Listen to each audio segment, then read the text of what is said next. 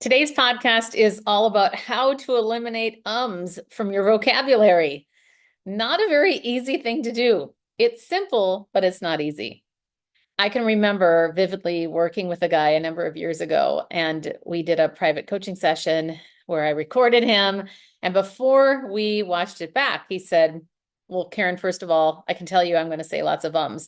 When I'm on my sales calls, I'm actually tally marking them as I'm saying them because I'm so used to saying them, and that's just what I do." And I said to the guy, "Well, first of all, you're sabotaging yourself because you're so fixated on the fact that you do this, and the more you say you do it, of course you're going to keep doing it." And then the second part of this is the fact that if you continue to do it this way, you are going to keep doing what you're doing. It's the whole obvious thing, perhaps, but we have to change something if we actually want to change something in our lives.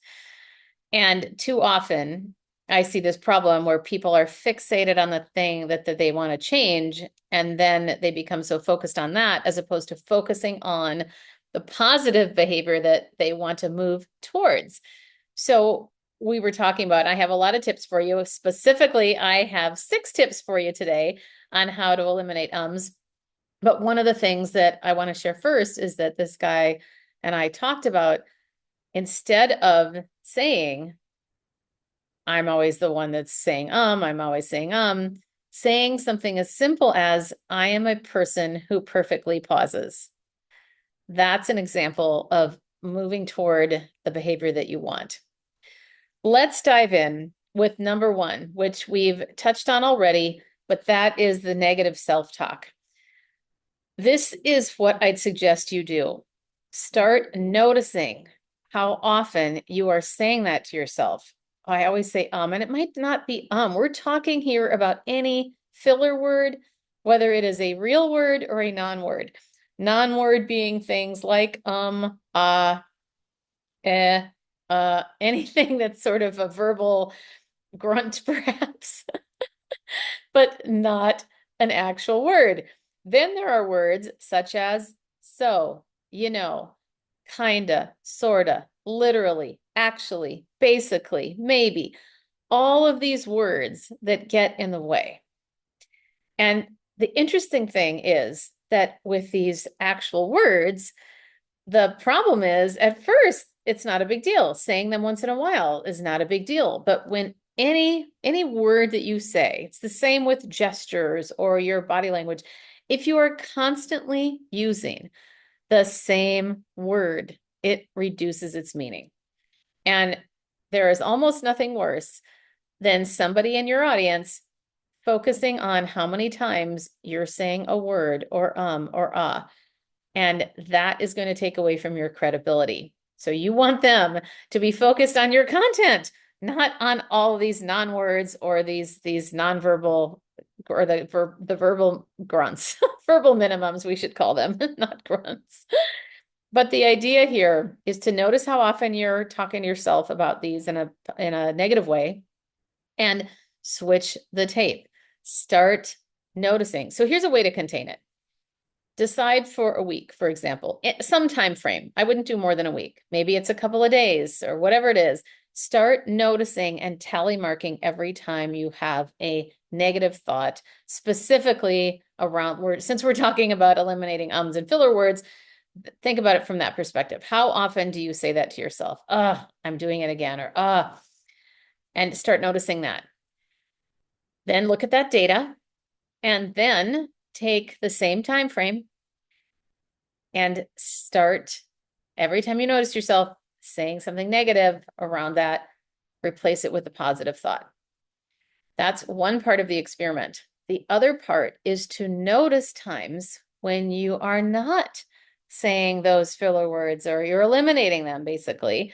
And by eliminating, you can affirm yourself and go, "Oh, look at that. I did such a great job." We will do more with encouragement than we will with a stick to ourselves because we are our own worst critics. So we want to avoid that. That's number 1. Eliminate that negative self-talk and replace it with positive. Number 2, pause. That may sound so obvious, but the goal is to have silence instead of a filler word. Now, the key here is to remember the power of the pause. It is very motivating to use pauses because you will showcase more credibility when you do. You will also come across with a lot more control. And when you are in control, your audience feels more at ease and they will experience what you're saying and experience you as a presenter or just as a communicator in a much better fashion. So what you want to think about with pausing is the value of it. Number one, it might feel like a lifetime to you, but it won't to your audience or your listener. It will actually give them a moment to breathe. And I would suggest you do the same. Pausing allows us to think. We can take those 1 to 2 seconds to gather our thoughts and be able to truly think about what we're going to say next. And it is a great opportunity to breathe. Because let's look at the opposite of this. If I were to talk really fast and really quick and then I'd be like, oh, after a while, you'd start tuning out because it's just too much to take in. We all need a break. We all need a moment of pause. So when you can incorporate this into your way of being and the way of communicating, it will come across in a much more powerful, credible, authoritative, and frankly, likable way. You're going to build trust quicker when you pause. Very, very important. Number 3, record yourself. At minimum, record yourself in an audio format. You all have a phone. Take a phone. Listen to your phone, or excuse me, listen to it after you record it. But I'd recommend that you record a real life scenario. And it doesn't have to be a formal presentation. Record yourself in your next Zoom meeting, for example, or your next Teams meeting. Something to give you an accurate representation of how you typically show up. And you can also start noticing patterns. You'll start noticing, oh, when I just jump in during a meeting, what am I like? How do I sound? Do I talk really quickly? Or what is that main reason that, or what's at the root of that? You can start noticing these patterns over time. And then the other thing, highest stakes, is to record yourself on video. Whenever possible, that is a great way to see the full picture. But since we're primarily talking right now about eliminating ums, audio only is just fine. It can actually be really helpful to compartmentalize that element of your presence, just listening to your voice. You can also start noticing things like vocal variety. Do you have a change up in your volume, your pitch, and your pace? Is it interesting? Is the cadence there? And this is also very helpful. Like if you naturally have a more monotone voice, pausing will help you. Just pausing alone will help you to break up the cadence. Now, taking it to that next level, you would behoove yourself to also change up the volume a little bit, the pitch, the pace, all the things that we talked about. It's almost like you want to think about your voice as a roller coaster. That can help grab people's attention and keep their attention over time. Number 4 is use affirmations. This may or may not work for you. It's different for everybody.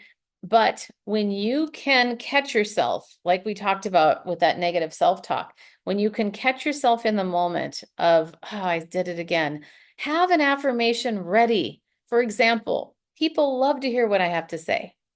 If you are nervous, that might be a great thing to say. That could resonate for you. Have it at the ready. The key here is to have a strategy so that when you are in that situation, you are able to extract that and jump in with that affirmation and have it there ready to go. Number 5 is to practice. Practice, practice, practice. And the more reps that you get, the more that you record yourself and listen back, the better, because you are going to be much more aware of it.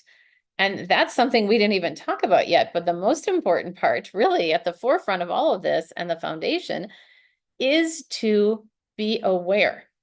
Are you using filler words at all? There have been times where I've actually recorded somebody, listened to it back. I hear the ums right away, but they don't, because they're so focused on how they're coming across visually and sometimes vocally. but they don't hear all the ums or all the actuallys, basicallys, whatever the other word is. And as a matter of fact, this reminds me of some of the women that I've coached in the Powerhouse. This is my monthly mastermind, and I welcome you to consider joining if you think it's a fit, if I think it's a fit, but at least reaching out and having a conversation would be lovely. And here, the goal in that group is to elevate in your business or in your career. And a number of people are working on public speaking. So this idea of being able to record yourself, see it back, getting feedback from other people, that is such a powerful thing. And this is not something that you get every day. That is for sure. So that brings me to number 6, which is to get feedback. Recording yourself is one thing. And then the second part of that is to get feedback. Have a coach to support you, somebody like me. Having an outside person watch it so they can observe things that you wouldn't, because you're going to have different perspectives. The other thing related to feedback is to solicit others in your journey. I have some clients who actually solicit their kids, helping them that when they say they have to put $1 in the jar or a quarter or whatever. But that can be a way to be more aware of it, because here's the thing. A lot of people come to me wanting presentation skills coaching, and that's great. And we focus on it related to a presentation, but it will serve you much more if you start practicing these tips in your daily life. So think about it as practicing when you are talking to your kids, when you are talking to somebody in line at Starbucks, whatever it might be, if you're not on your phone in those lines at Starbucks. But the key here is to practice in as many environments as possible so that that habit can be morphed into any situation. So then when you do have a higher stakes situation, you've actually already got the habit instilled in you. You have the muscle memory there. So it's not like you have to freak out and panic and going, oh my gosh, I have this big presentation, I need to hire Karen. It is, hey, I am working on these things consistently, and that is establishing this incredible habit that's already there. That will help you to be a lot more calm as well. Let's review. How to eliminate ums. Number 1, eliminate that negative self-talk. Well, notice it's happening and replace it with positive. Number 2, pause. Number 3, record yourself and listen back. That's key, listening back. Number 4, have an affirmation at the ready for times when you do use some of these awful things that you say to yourself. Number 5, practice. The more reps you get, the better you will get, but it has to be paired with number 6, which is feedback. Getting feedback, noticing from yourself. The feedback could simply be watching yourself on video or audio, but it's also soliciting others in the process. Those 6 things will help you. Now, the other thing, every once in a while, somebody says, well, do I really need to eliminate ums? You don't have to eliminate them 100%, but I can tell you this. What often happens if people don't take this that seriously, and most people aren't going to go from 40 ums in a talk to none. But if you can even cut out half of those, it's worth it. And if you say an every once in a while, it's not a huge deal. It can also, people argue that it might make you sound more human. But I can also tell you, I want to end with this story. I was doing a workshop once teaching these skills in a corporate scenario, and somebody raised their hand and said, well, Karen, can you model the pause? And I remember having this moment where I thought, what? And then it hit me. That's already in my repertoire. I have been doing that. So I said, oh, well, I've been modeling that, but you didn't notice it probably because you're just listening. There's no distractions that are getting in the way because this is what I do for a living and I have to be good at it. And so what was funny then is I thought, okay, I'm going to model what it would sound like if I wasn't pausing. So I started talking a lot faster and I inserted a ton of filler words. And suddenly they went, oh, I see, I get it. It was like this huge revelation in the room. So you might not notice if somebody isn't doing them, because you're just simply engaged with their content and with them as a speaker or a presenter. But when somebody does them, you will notice, I'm sure you've had this scenario where you've probably started counting people's ums. And I lied, I said I was going to end with that story, but I have this flood of stories coming at me right now. Another one I remember with a very prominent medical organization that everybody here would know.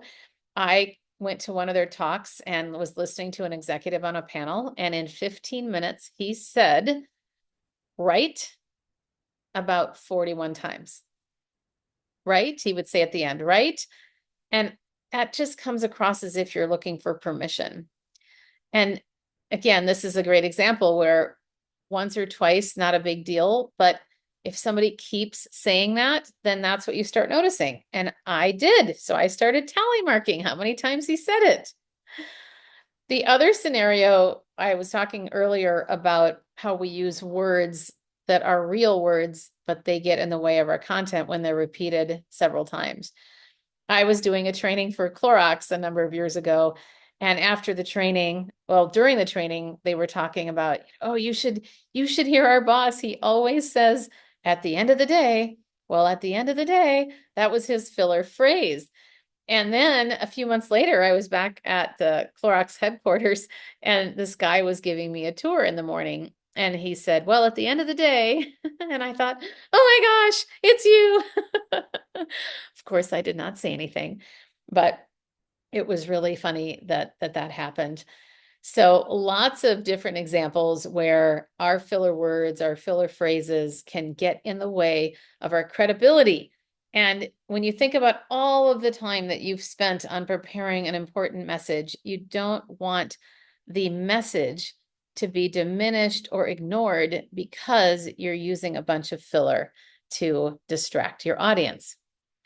So on that note, make sure you pause, do everything that you can to do that.